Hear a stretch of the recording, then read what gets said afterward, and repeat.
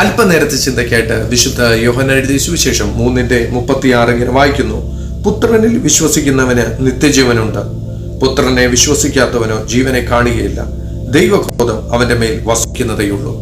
എന്നെ കേൾക്കുന്ന ദൈവവൈതലേ, കർത്താവിന്റെ വചനം പറയുന്നു, പുത്രനിൽ വിശ്വസിക്കുന്നവന് എന്തൊട്ടതാ പറയുന്നത്? നിത്യജീവൻ.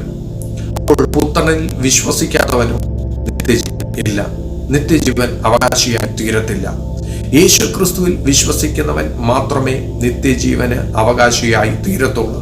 അത് യേശു ക്രിസ്തുവിനെ സ്വന്തം ദൈവമായി അംഗീകരിക്കുന്നവർ മാത്രമേ നിത്യതയ്ക്ക് അവകാശികളായി തീരത്തുള്ളൂ.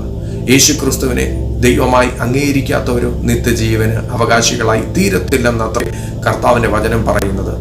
ദൈവക്രോധത്തിന് വസിക്കുന്നതേയുള്ളൂ. കർത്താവിന്റെ വചനം പറയുന്നത് ദൈവക്രോധം അവന്റെ മേൽ വസിക്കുന്നതേയുള്ളൂ. ആമേൻ, സ്തോത്രം.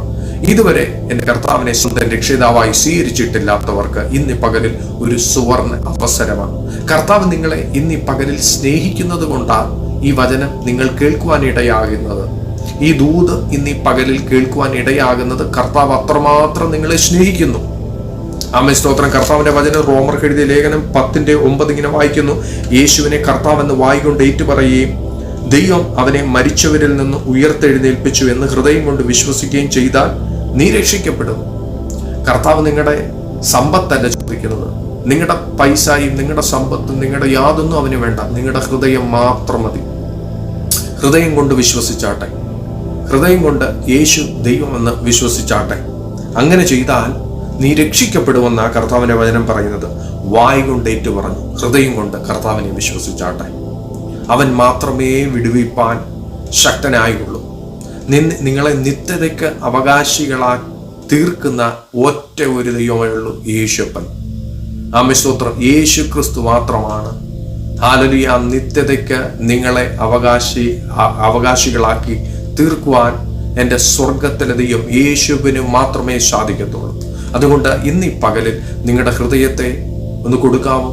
ആമേൻ, സ്തോത്രം. ഹൃദയത്തിലേക്ക് യേശുവിനെ ഒന്ന് സ്വാഗതം ചെയ്യാമോ? യേശുവിനെ ദൈവമായി ഒന്ന് അംഗീകരിക്കാമോ? ആമേൻ, സ്തോത്രം. നിങ്ങൾ ആരും നഷ്ടപ്പെട്ടുവാൻ സ്വർഗം ആഗ്രഹിക്കുന്നില്ല. അതുകൊണ്ടാണ് ഇന്ന് ഈ പകലിൽ നിങ്ങൾ ഈ ദൂത് കേൾക്കുന്നത്. അവൻ നിങ്ങളെ സ്നേഹിക്കുന്നു. ആമേൻ, സ്തോത്രം. കർത്താവ് എനിക്ക് വേണ്ടി നിങ്ങൾക്ക് വേണ്ടി ക്രൂശിൽ യാഗമായത് എന്തിനെന്നറിയാമോ? നമ്മളെ നിത്യതയ്ക്ക് അവകാശികളാക്കി തീർക്കുവാൻ. നമ്മൾ ആരും നഷ്ടപ്പെട്ടുവാൻ സ്വർഗം ആഗ്രഹിക്കുന്നില്ല. പാപത്തിന് അധീനരായി നരകത്തിലേക്ക് പോവാൻ സ്വർഗത്തിലെ ദൈവം ആഗ്രഹിക്കുന്നില്ല.